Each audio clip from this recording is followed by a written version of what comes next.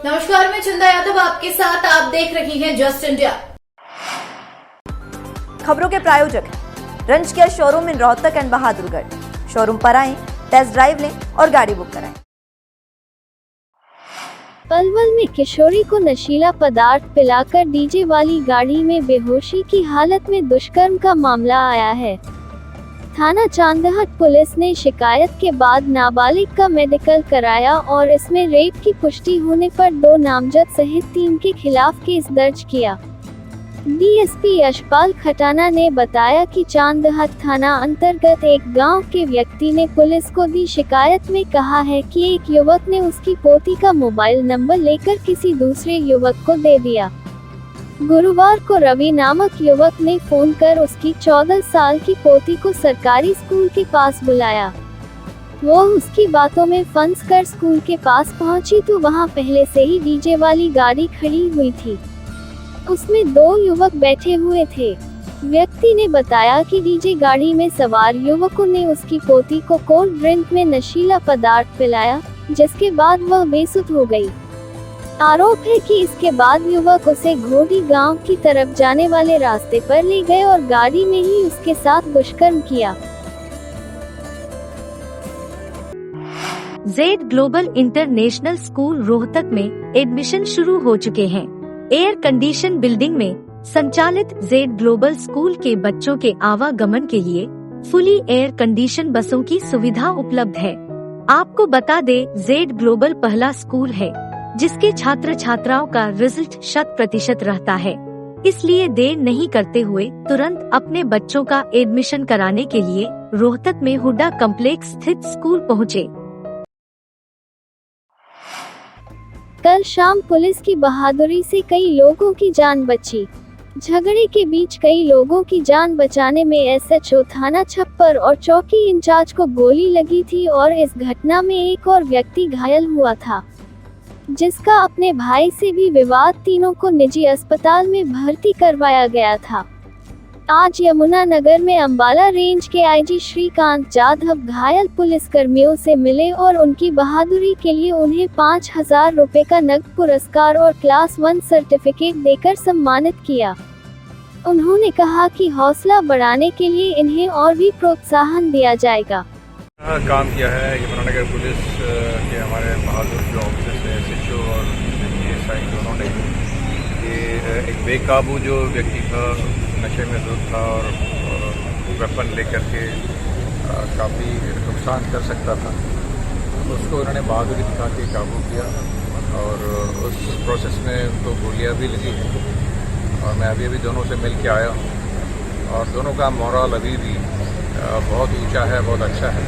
और ये हरियाणा पुलिस की बहादुरी का एक मिसाल है कि हमारे नौजवान, हमारे पुलिस के सभी साथी बहादुरी दिखाने में कभी पीछे नहीं हटते और इससे यमुनानगर पुलिस का मोरल भी होने से रोका, अपनी जान की परवाह नहीं करी और उसको पकड़ भी लिया गोलियाँ लगने के बावजूद। कोई अवार्ड भी कुछ दिया जाए, कोई इनाम?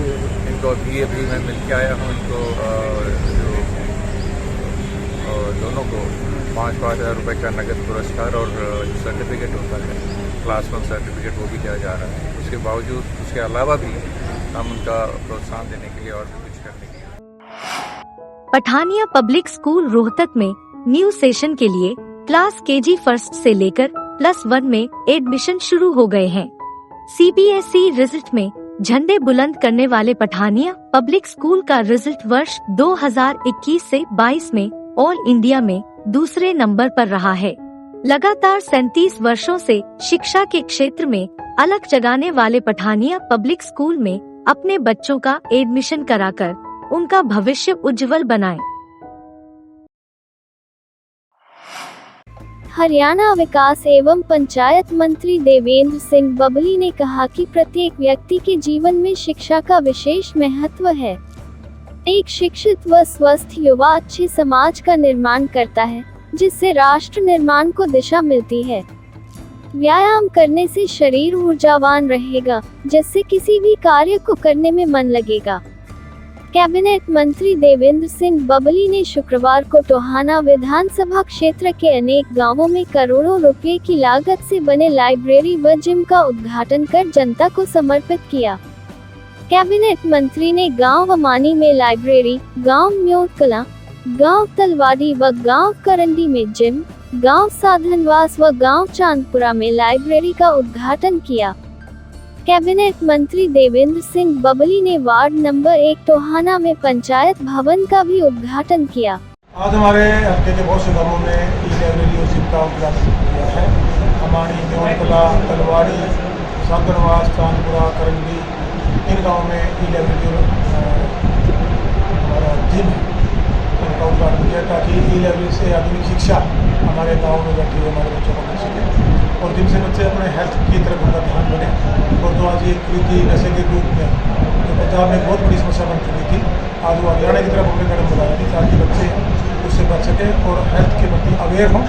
इसलिए आज हमने जो प्रपोजल हमारी हरियाणा सरकार माननीय मुख्यमंत्री जी के मार्गदर्शन में लेकर आई थी, उसकी शुरुआत हमारे टोहाना करके मैंने कुछ गाँव से किया है। और जितनी पुरानी बिल्डिंग थी, आने वाले महीने 2 महीने के अंदर हम टोहाना में भी उन बिल्डिंगों में दोनों सुविधाएं देने का काम करेंगे, साथ में महिला संस्कृति भवन बनाने का काम करेंगे और साथ में पूरे हरियाणा में इसको वार्ड लेवल पर चलाकर 3 महीने के समय में हमने टारगेट किया है माननीय मुख्यमंत्री से पूरे हरियाणा का जो 1000 से ऊपर की लाइब्रेरियाँ और करीबन 1000 के आसपास जिम और 500-700 के आसपास हमारे जो महिला संस्कृति भवन बनेंगे उनका माननीय मुख्यमंत्री से पूरी बनाने का काम करेंगे।